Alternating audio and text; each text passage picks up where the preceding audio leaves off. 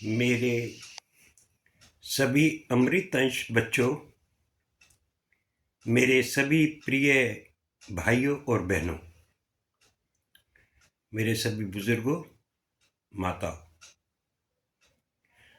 अब हम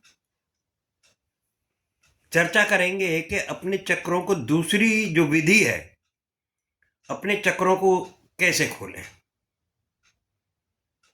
ये बहुत आसान सी विधि है और चक्र खुलने के बाद यहां आकर लगभग आपका मंत्र का काम जो है ना वो पूरा हो जाएगा। मन और आत्मा का जो भेद है या उसमें जो अंतर है वो अंतर यहां पर आपका समाप्त हो जाएगा। मंत्र जो आपका साधन है आराधना का वो भी लगभग अपना काम पूरा कर लेगा, क्योंकि आपके सातों चक्र खुल जाएंगे और आपका काम पूर्ण हो जाएगा, जहां तक मेरी सोच है। इस दूसरे पहले चक्र में मैंने पहले चक्र खोलने की जो विधि मैंने बताई थी, जो स्वयं मैं अपने तरीके से जो करता रहा, वो विधि अलग थी। ये बिल्कुल अलग है। इसमें आपने क्या करना है, अपना सहज आसन ग्रहण करना है। अगर आप बैठकर ये साधन ग्रहण नहीं करना चाहते हो या इस साधन में प्रविष्ट नहीं करना चाहते हो तो आप लेट भी सकते हैं। ये साधन लेट कर भी आपके लिए बहुत उपयोगी होगा। इसमें क्या करना है, आपने अपने मंत्र का जाप नहीं करना। आपने अपने मंत्र का जाप नहीं करना है। इसमें केवल आपको अपनी ध्यान अवस्था में रहना है। अपने आप को अपनी ध्यान अवस्था में रखना है ताकि आपका ध्यान एक ही जगह एक ही बिंदु पर केंद्रित हो जाए। हम शुरू करते हैं मस्तक चक्र से। आप लेट जाएंगे या बैठे हैं तो बैठ लेंगे। दोनों हाथों को ऐसे, ये सीधा हाथ आप नीचे रखेंगे, ये वाला हाथ ऊपर रखेंगे, ये वाला इस तरीके से। ठीक है, ये समझ में आ गया होगा आपकी में। इस हाथ को अगर आप बैठे हैं तो बैठे इस तरीके से रखेंगे, ऐसे।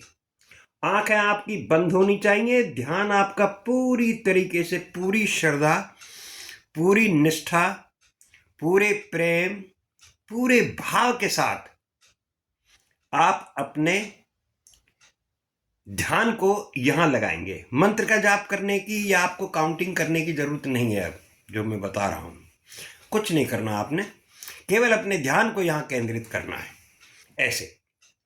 अगर आप लेट के करना चाहते हैं तो लेट के आप इस तरीके से लेट के और ऐसे कर लेंगे।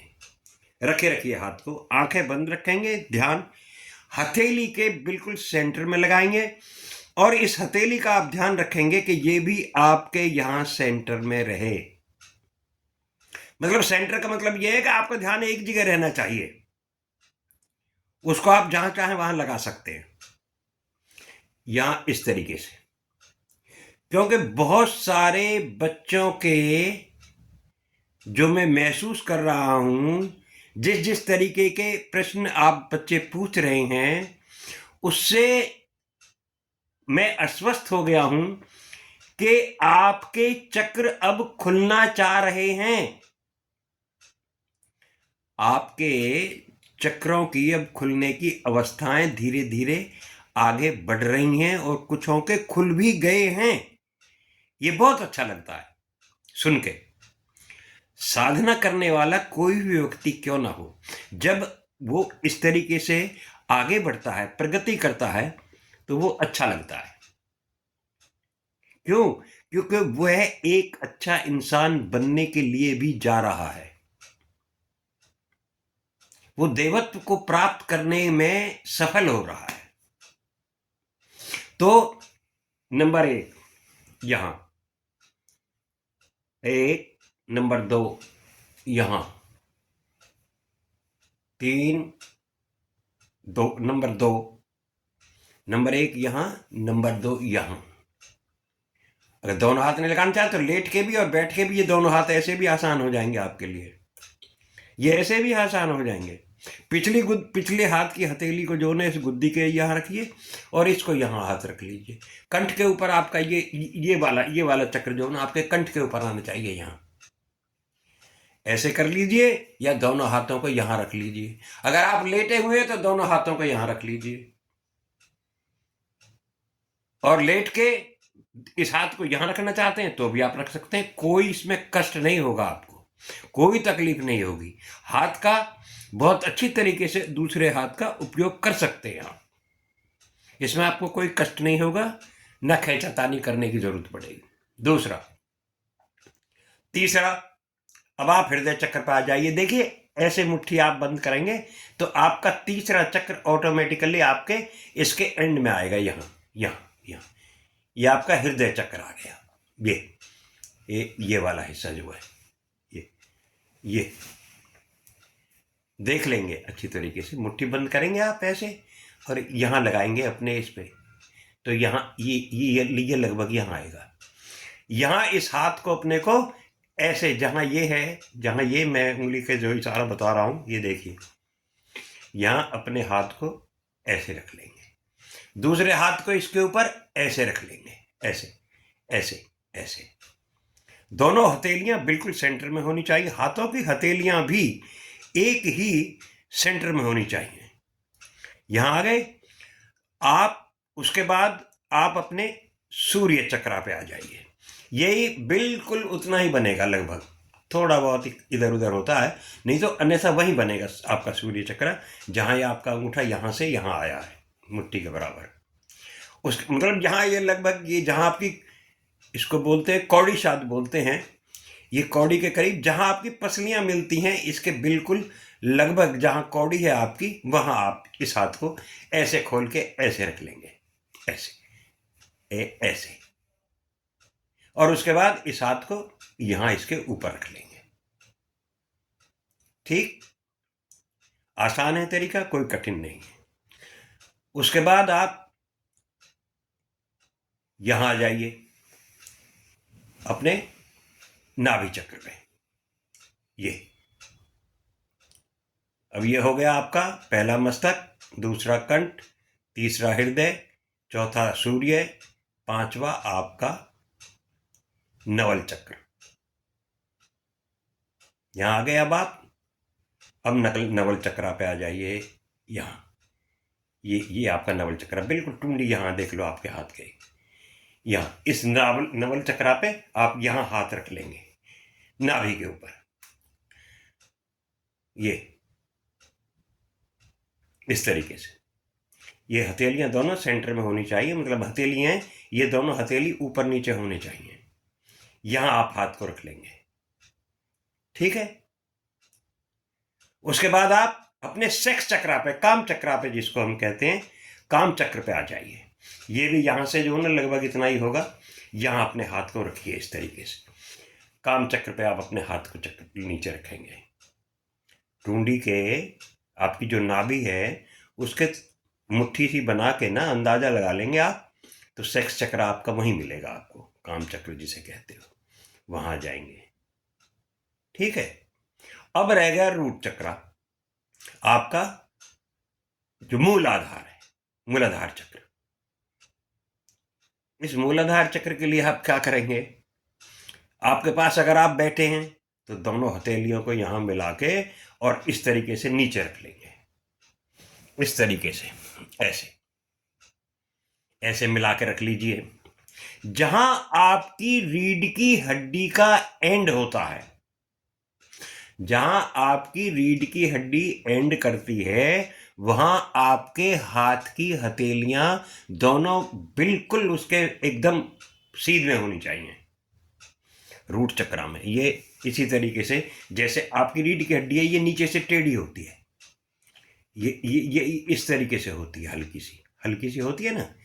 तो यहाँ आप अपनी हथेली को रखेंगे ऐसे, इस हाथ की हथेली को, उसके बाद निचले इस हाथ की को ऐसे कर लेंगे। और अगर आप लेट के भी इसको कर रहे हैं तो भी ये बहुत आसान पड़ेगा। लेट के आप इसको करेंगे तो इसमें और आसानी हो जाएगी। इस क्रिया को, इस रूट चक्रा को अगर आप लेट कर करेंगे तो आपको और आसानी हो जाएगी।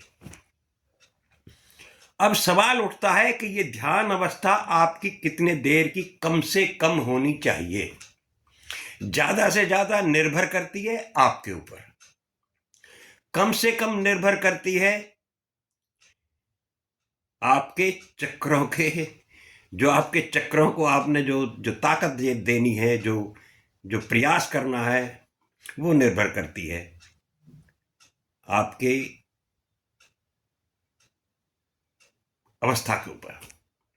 अवस्था जितनी अच्छी होती चली जाएगी उतना ही आपका वहां ठहरने को जी करेगा, क्योंकि उसमें जो ना, उसमें कुछ मोशन होंगे, उसमें कुछ बदलाव आएंगे ना, तो आपका जी भी करेगा। अब दो चीजें हैं कि आप इसको कम से कम कितना समय लें।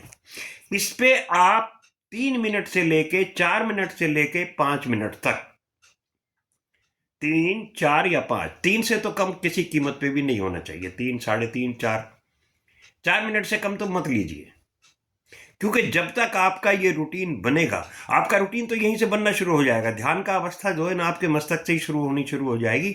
लेकिन जब आप चौथे 5वें चक्कर पे जाएंगे तो आपका ध्यान जो है ना, बहुत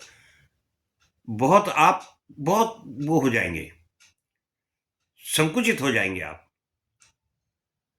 तो वहां आपको आसानी पड़ेगी। तो इसमें 4 और 5 मिनट का टाइम आपने हर चक्र को देना है।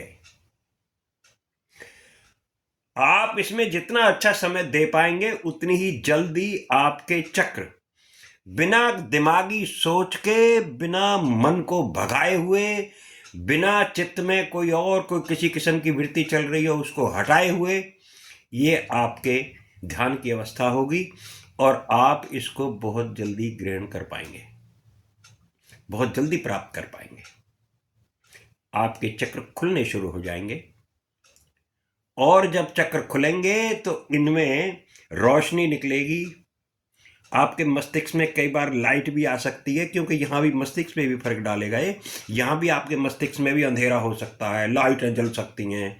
जो अवस्था भजन की है, जो उच्च अवस्था, अति उत्तम अवस्था है, उसकी तरह का यहाँ क्रियाएं हो सकती है। लेकिन आपका ध्यान रहे कि आपके चक्र भी साथ खुलेंगे।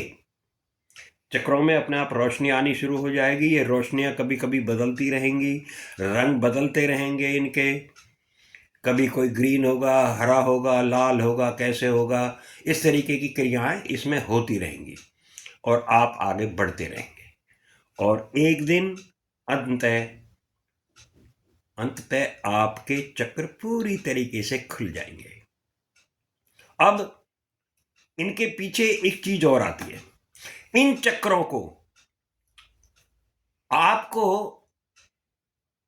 बैलेंस कैसे करना है।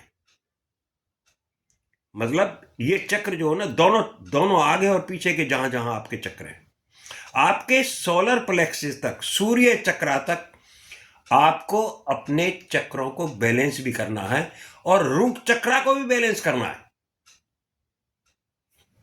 2 चक्रों को आप छोड़ सकते हैं। नवल चक्रा ये एक है, आगे की तरफ ये ज्यादा, काम चक्रा भी आगे ही आप, लेकिन ये और जो 5 चक्र हैं इनको आपको बैलेंस भी करना है। समय ज्यादा हो गया है, मैं चाहूंगा कि अब ये बात आपकी समझ में आ गई होगी और इसी अवस्था में आकर आपकी साधना, आपका मंत्र, आपका साधन आपके मन और आत्मा के अंतर को भी दूर कर देगा। आपके मन में अब कोई भाव आएगा ही नहीं।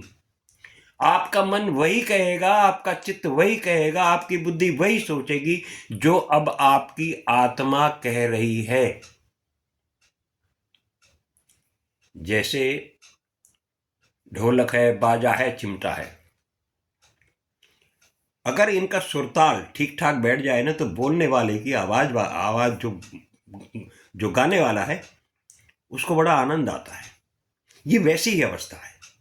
आत्मा अपने आपे में जब अपना राग अलापेगी ना, तो वो उतनी ही सुंदर होगी कि ये भी जो ना, ये भी आपकी आत्मा के साथ ही सुर में सुर मिलाएंगे। आपका बुद्धि भी, आपका चित्त भी, आपका मन भी, ये इससे अलग हटके परे जाएंगे ही नहीं। और ज्ञान इंद्रिया तो यूं समझो, मन अगर तुमने मन को अगर शांत कर लिया, तो ज्ञान इंद्रियों का दमन अपने आप ही हो जाएगा। अब आग, राग, द्वेष, लिप्सा, संताप, पश्चाताप, ममता, और ये काम, क्रोध, लोभ, मोह, अहंकार, इनसे आप बिल्कुल निवृत्ति पा जाएंगे। ये दीमक की तरह अपने आप झड़ जाएंगे। और यही सच है। आज के लिए इतना ही। आगे हम थोड़ा सा इसका, बस अब थोड़े ही दिन रह रहे हैं, इसमें मैं ये बता दूंगा आपको कि इन चक्रों को आप बैलेंस करके कैसे रखेंगे ध्यान अवस्था में, क्योंकि यहां आपको हाथ भी हटाने पड़ेंगे। ध्यान अवस्था में जब आपके चक्र खुल जाएंगे, तो आपको अपने ये हाथ भी अलग कर लेने होंगे। आपको केवल बैठना भर होगा, और आप अपने चक्रा को अपने आप ही कैसे बैठ के ध्यान अवस्था में बैलेंस करें इनको, क्योंकि ये इधर उधर नहीं होने चाहिए कि मस्तक यहाँ बोल रहा हो और पीछे का जोनक यहाँ बोल रहा हो। ये नहीं होना चाहिए। ये दोनों चक्र जो हैं, ये दोनों चक्र आपस में इस तरीके से, ऐसे जैसे, और ये बिखरते हुए चले जाते हैं। यहाँ ऐसे होगा या ऐसे होगा, और फिर ऐसे खुलता चला जाएगा, ऐसे ऐसे ऐसे ऐसे, और इसमें गोल गोल चक्र आते नजर आएंगे तुम्हें।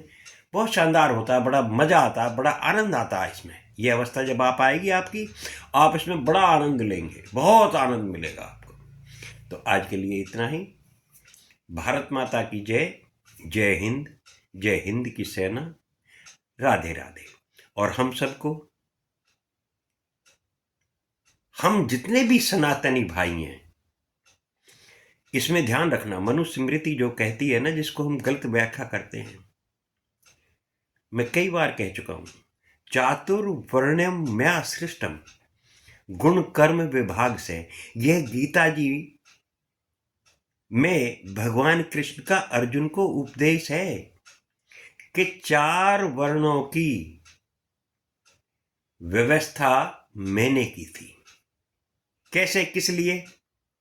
गुण कर्म विभाग से, गुणों के आधार पर कि कौन से आदमी में किस प्रकार का गुण अब उसमें अंदर है, कौन सा गुण कर्म कर रहा है। तो चातुर्वर्ण मया सृष्टम गुण कर्म विभाग से, मैंने गुणों के आधार पर कर्मों को बांटा था, आदमियों को, इंसान को नहीं बांटा। इसलिए ध्यान रखो, हम सनातनी जितने भी हैं सारे के सारे, चाहे वो हिंदू जाति में, चाहे वो कहीं भी है, वो तो वैसे तो कोई कुछ नहीं है, वो सनातनी है। लेकिन हम सनातनियों में भी एक भ्रम, हमारे भ्रम दाताओं ने एक भ्रम फैला दिया। जो जूते का काम करता है उसको चमार कहना शुरू कर दिया, कभी हरिजन कहना शुरू कर दिया, कभी धोबी को कुम्हार कहना शुरू कर दिया, और उसे नीच जाति में डाल दिया। और ये पानी, ये पानी भरने वाला है, इसको सक्का है, ये तो हमारे पास नहीं बैठ सकता। दिवालियों में 2 दिवाली बना दी, एक छोटी दिवाली, एक बड़ी दिवाली। ये छोटी दिवाली किसके लिए है? मुझे बड़ा अचंभा होता था बचपन में भी, जब ये कहते थे कि ये छोटी दिवाली है। किसके लिए भाई? ये छोटी जाति के लोगों के लिए। अरे भगवान, ये क्या कर दिया, इंसानों को बांट दिया। उन्होंने इंसान नहीं बांटा, मालिक ने इंसान नहीं बांटे। मालिक ने इंसान को एक जैसा बनाया था, एक जैसे खून से बनाया था। शक्लें भिन्न हैं, बाकी सब कुछ एक जैसा ही है। जैसे कर्म है वैसे ही हमारे भोग भी हैं। तो ये चीज ध्यान में रखना कि सनातन भाइयों, सारे एक हो जाओ, सब मिल के रहो, कोई ऊंचा नीचा ना हो। कोई ऊंच नीच नहीं होता, कुछ भी नहीं है ये ऊंच नीच, केवल कर्म के अनुसार है ये। कि जो जितना भजन करता है, जिसको भी भजन का ज्ञान नहीं है, अल्पज्ञ है, जो अल्पज्ञ है, जो कम जानता है या मतलब बिल्कुल नहीं जानता है, उसको उन्होंने अल्पज्ञ कह दिया। अर्थात हमने उसको क्या काम किया, छोटी जाति में डाल दिया। जो उसके बाद वैष्णव है, उसको थोड़ा सा ज्ञान हुआ, विवेक हुआ, बोध हुआ, उसको हमने वैष्णव में डाल दिया या मध्यम में डाल दिया। तीसरा उत्तम में आया, या क्षत्रिय अवस्था। क्षत्रिय अवस्था में आदमी जब भजन ध्यान करता है और मन लगना शुरू हो जाता है तो वो काम, क्रोध और लोभ मोह से लड़ाई शुरू करता है, उसकी जंग होती है। क्योंकि भजन में कोई जंग नहीं होती। भजन में आप दृश्य तो देखते हैं, लेकिन जंग सही मायने में नहीं होती। जंग यहाँ आपके कर्म क्षेत्र या धर्म क्षेत्र जिसको तुम कहते हो, या दोनों को धर्म क्षेत्र कुरुक्षेत्र कहते हो, ये एक ही क्षेत्र है। क्षेत्र यहाँ एक ही है, आपका हृदय चक्र, हृदय क्षेत्र। इसी में दोनों चीजें आपके यहाँ बैठी हुई हैं, धर्म क्षेत्र भी है और कर्म क्षेत्र भी है। धर्म क्षेत्र भी है और कुरुक्षेत्र भी है। अब जैसा कर्म करोगे वैसा ये कर्म क्षेत्र बन जाएगा। अच्छा करोगे ये धर्म क्षेत्र बन जाएगा, बुरा करोगे ये कुरुक्षेत्र बन जाएगा। धर्म क्षेत्र है यही, एक ही है, दूसरा नहीं है। इसलिए सभी भाई बहन, मेरे जितने भी जाति के सनातन भाई हैं, सभी से मेरी हाथ जोड़ के प्रार्थना है कि मिलजुल के रहिए, क्योंकि मिलजुल के रहने में ही तुम्हारी ताकत है। इसके अलावा तुम्हारे पास कोई ताकत नहीं है। दोबारा जय हिंद। आप सभी का बहुत बहुत धन्यवाद।